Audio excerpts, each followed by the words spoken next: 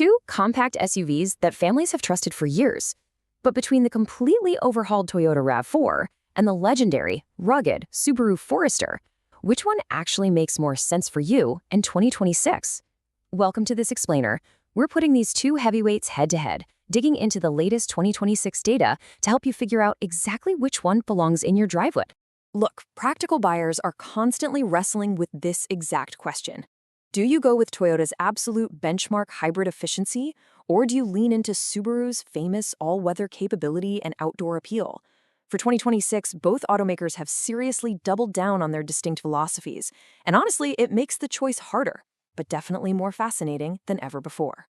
Okay, let's dive into this. We're going category by category today. Price and value, performance and fuel economy, interior and tech, safety and practicality, all-weather usability, and finally the overall ownership experience. Section 1, Price and Value. Let's talk dollars and cents. Right out of the gate, what's really striking is that Subaru has firmly held the line. They've kept a stable, highly competitive starting price of just $29,995 for the base Forester. When you break down the trim levels, it's two totally different strategies. Subaru sticks to its traditional 6 trims, peaking around $41,500. Toyota, though, they've completely reorganized the RAV4 into core, rugged, and sport designs, including the Woodland and the high-performance GR Sport. And if you're eyeing those upper plug-in hybrid RAV4 trims, expect to be pushing well into the mid to high $40,000 range. And here's the massive shift that's driving those Toyota prices. The 2026 RAV4 has gone entirely electrified, period. You can only get it as a hybrid or a plug-in hybrid. They're even offering front-wheel drive hybrids for the very first time. Meanwhile, the Forester is largely sticking to its roots with its tried-and-true 2.5-liter gas flat-4 engine, though, to be fair, they do have a mild hybrid option available now. Moving on to Section 2, Performance and Fuel Economy. How do these vastly different approaches actually drive?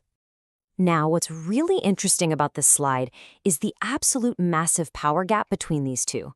The standard Forester gives you a modest 180 horsepower. You know, it's designed for longevity, not winning drag races. But wow, look at Toyota. The base RAV4 hybrid pushes 236 horsepower, and that plug-in variant? It rockets all the way up to 320. If highway merging confidence is your thing, Toyota has a very clear advantage on paper. And that advantage definitely carries over to the pump. Toyota estimates the new RAV4 hybrid is going to pull in an exceptional 44 miles per gallon in the city and 39 on the highway. Compare that to the standard gas Forester sitting at 26 city, 33 highway. Also, keep in mind, real-world reviews show the Forester takes a noticeable hit to that fuel economy when you load it up with heavy gear, especially if you're driving the lifted wilderness trim. But wait, it isn't a total sweep for the RAV4. Despite all that speed and efficiency, reviewers, like the folks at Car and Driver, have pointed out the RAV4's powertrain can still feel pretty buzzy. It can get coarse under heavy throttle, with vibrations actually coming through the pedal. The Forester, on the flip side, prioritizes a super predictable, quiet ride. They intentionally tuned its continuously variable transmission for smooth, low-speed crawling, rather than aggressive highway sprints. All right, Section 3, Interior and Technology. Let's step inside the cabin. The moment you sit down, the contrast is like night and day. Subaru gives you this upright, incredibly functional cabin. The outward visibility is fantastic, and it uses durable materials like water-resistant StarTex upholstery. Honestly, it's meant to get dirty. Toyota, however, went full spaceship. A massive 12.9-inch touchscreen running their new Arena software, a 12.3-inch digital gauge cluster, and a really futuristic shift-by-wire system. Now, we have to address this technology gap directly because it's a real sticking point. While the Forester is super comfortable, reviewers over at Jalopnik noted that Subaru's 11.6-inch screen feels pretty laggy and outdated. And here's why that matters. Vital off-road controls, like their X-Mode terrain menus, are buried right in that touchscreen. Try tapping those precisely when you're bouncing around on a dirt trail. It gets frustrating. Section 4, Safety and Practicality. Let's talk about hauling the family. Let's bust a quick myth here. Compact SUVs are absolutely practical enough for family life. In fact, you're in incredibly safe hands with either of these. Toyota is debuting its brand new Safety Sense 4.0. Subaru counters with the latest generation of its phenomenal eyesight system.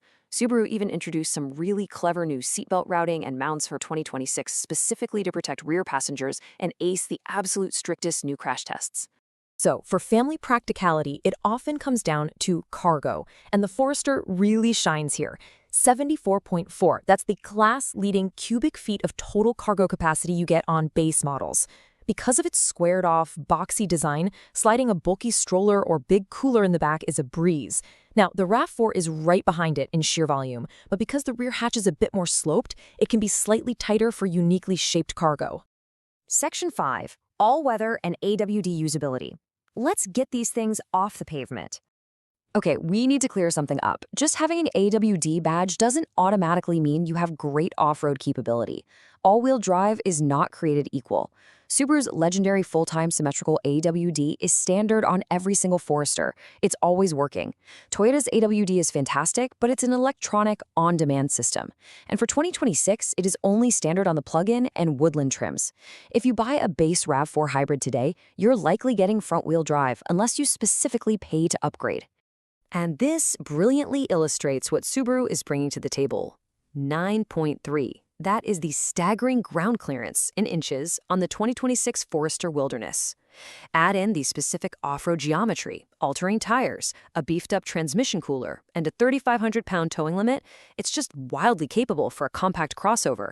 It completely outclasses the RAV4 Woodland when the paved road actually ends.